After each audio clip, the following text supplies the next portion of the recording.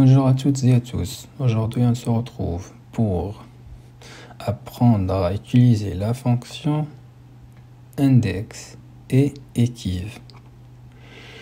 Pour cela, on va essayer de faire l'exercice suivant. Alors ici, nous sommes dans une banque. Le taux d'intérêt proposé à une entreprise se calcule comme suit. Le taux de base T1 plus une majoration de taux T2 dépendant du chiffre d'affaires de l'entreprise, plus une seconde majoration de taux T3 dépendant du risque de l'entreprise. Et ce risque est apprécié en fonction de deux notes. Donc la note N1 qui varie de 5 à 20 et nous avons la note N2 qui varie de A à E. Le taux de base et les matrices des majorations de taux sont donnés dans la feuille D3. Voilà la feuille D3. Ici nous avons le taux de base T1. Ici nous avons la matrice de majoration T2. Donc le chiffre d'affaires en millions d'euros, puis la majoration. Ici on trouve la matrice de majoration T3. Donc, comment on peut automatiser et faire et répondre à la question? Pour T1, déjà il est fixé à 0,03. Donc il n'y a rien à rajouter. Donc il faut juste ramener cette fonction, ou bien cette valeur d'ailleurs. Pour cela, on va juste taper égal et on va aller sur la feuille D3 et on va cliquer sur la cellule et entrer. Et on va juste glisser en bas. Hop, ici il y a une erreur. Alors, qu'est-ce que c'est que ça? Vu qu'on n'a pas bloqué la cellule, quand on déplace, quand on bouge en bas, donc cette cellule, il bouge aussi. Donc on n'est pas toujours dans la cellule C2. Quand on bouge en bas, alors on va passer à la cellule C3, C4, C5. Du coup, on doit fixer et bloquer cette cellule. Alors ce qu'on va faire, c'est que ici, C2, on va la bloquer. On clique juste sur F4. Et voilà, maintenant on va reglisser pour une deuxième fois. Donc nous avons la même valeur. Donc vous pouvez changer juste le format. Donc on va les rendre standard, comme ça on va avoir la même valeur de 0,03. On passe à la deuxième colonne T2. Alors ici, donc T2 il dépend de la matrice suivante. Ici nous avons le chiffre d'affaires en millions d'euros et la majoration. Si le chiffre d'affaires de l'entreprise il varie entre 0 et 30, alors on doit voir cette valeur. S'il varie entre 30 et 50, on doit avoir cette valeur et ainsi de suite. Juste pour l'information, l'Excel il comprend pas le texte. Donc si on ne doit pas laisser de 0 à 30, mais ce qu'on doit faire, on doit convertir cette colonne de cette façon. On va essayer d'établir une nouvelle colonne. Si on va 0, 30, 50, 100 et 300. Donc ça, c'est la nouvelle colonne sur laquelle on va travailler. Donc ici, on va utiliser juste la fonction recherche V. Pourquoi? Parce qu'on travaille verticalement, on cherche la valeur dans une colonne. Pour nous, la valeur cherchée, c'est qui? C'est le chiffre d'affaires. Voilà. Donc 12. Point virgule. La table matrice, on va aller et on va sélectionner la table matrice. En fait, dans ce cas-là, la table matrice, c'est toutes ces trois colonnes. Et qu'est-ce qu'on doit faire? On doit la bloquer. Si on ne bloque pas la table matrice, on va tomber dans le même erreur précédent. Quand on glisse en bas, donc Donc on va descendre et puis on va obtenir des valeurs erronées. Donc je clique sur F4 directement et comme vous voyez ici, nous avons le symbole de $. Point virgule. Le numéro index colonne. Alors le numéro index colonne, si c'est en fait la colonne dans laquelle existe la valeur que je cherche. Pour moi, je cherche où? Je cherche cette valeur-là. Donc c'est la majoration. Donc en fonction de chiffre d'affaires, donc je dois trouver la valeur correspondante, la majoration correspondante. Donc nous avons ici 1, 2, 3. Alors, numéro index colonne, c'est 3. Point virgule. Valeur proche. Est-ce que c'est une correspondance approximative ou une correspondance exacte?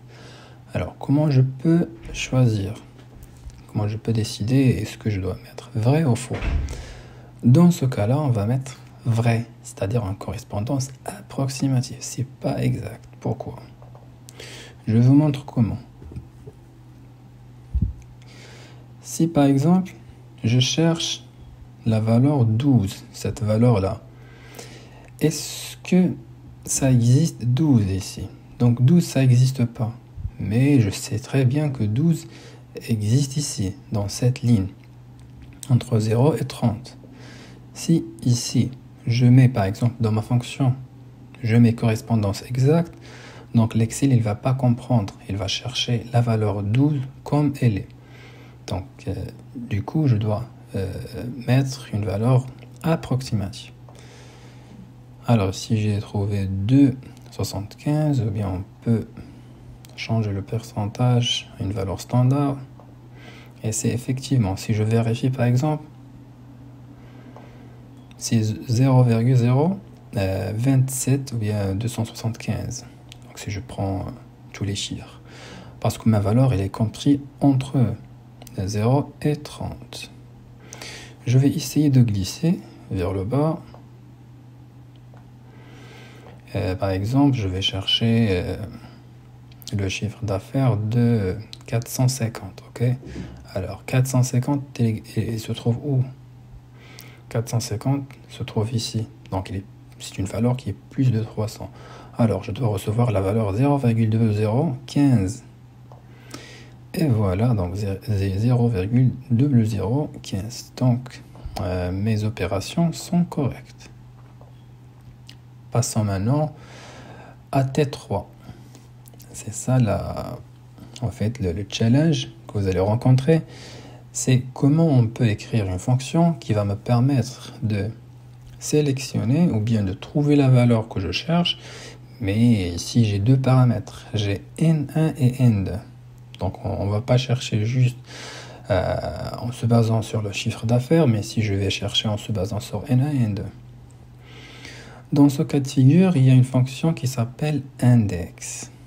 Alors, en fait, tout d'abord, je vais faire similairement comme avant. Donc, je dois convertir cette colonne. Je ne vais pas la laisser comme ça parce que l'Excel, il ne peut pas opérer sur cette colonne comme ça. Donc, je vais commencer par 5, 6,5, 8, 10,5. Pardon, ici j'ai mis. Donc, je dois respecter, soit je mets point ou bien virgule. Alors, 12.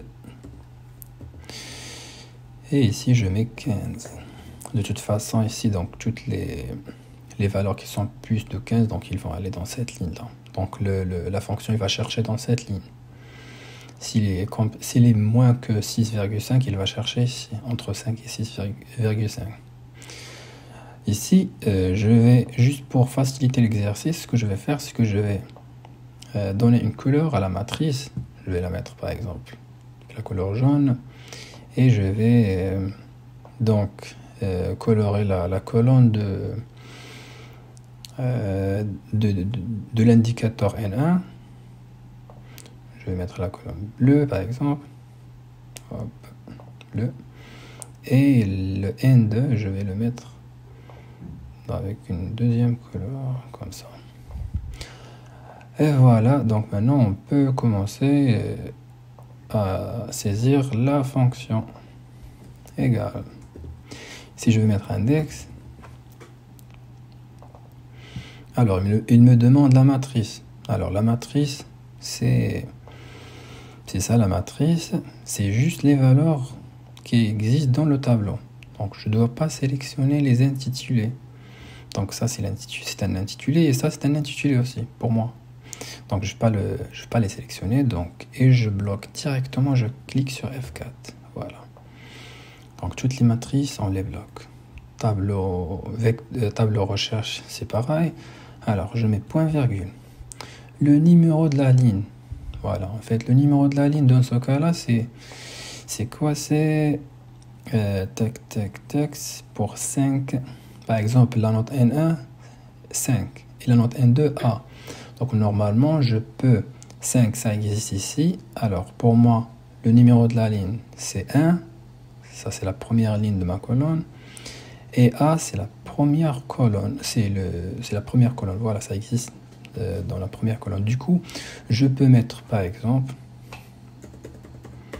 1, point virgule 1. Je ferme la parenthèse. Et voilà, donc je vais obtenir 1. Donc je dois convertir encore une fois une valeur standard 0.011. Si je vérifie, exactement, c'est cette valeur-là, parce que le N2 c'est A et le N1 c'est 5. Donc normalement, donc ma fonction va chercher ici. Donc il va me donner cette valeur.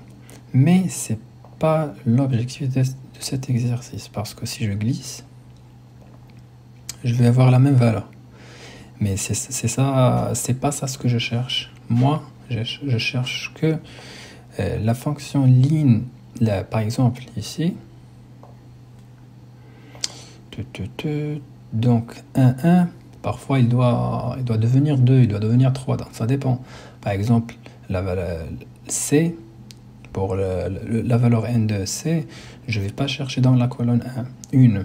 Donc dans ce cas-là, je dois chercher dans la colonne. Donc ça existe ici. Donc 1, 2, 3. Donc je dois chercher dans cette colonne-là. Du coup, donc ça passe pas. Alors je dois à chaque fois les changer manuellement. C'est pour ça qu'il y a une fonction qui s'appelle equiv. Donc cette fonction va te permettre d'automatiser la sélection. Donc moi ce que je vais faire ici, je vais supprimer. Je vais enlever 1 que j'ai saisi tout à l'heure manuellement et je vais essayer de les automatiser. Le numéro de la ligne, je vais taper la fonction equiv.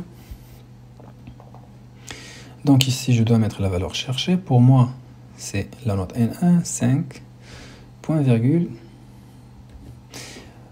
Table recherche. Alors ici, il ne faut pas confondre entre table recherche et table matrice. Donc table matrice, c'est tout ça. Mais table recherche, c'est juste la colonne, ou bien on peut l'appeler vecteur recherche. Donc le tableau où existe la note N1. Pour moi, c'est cette colonne-là. Donc je vais sélectionner juste cette colonne. Et directement, je ne dois pas hésiter, je dois taper sur F4 pour la bloquer.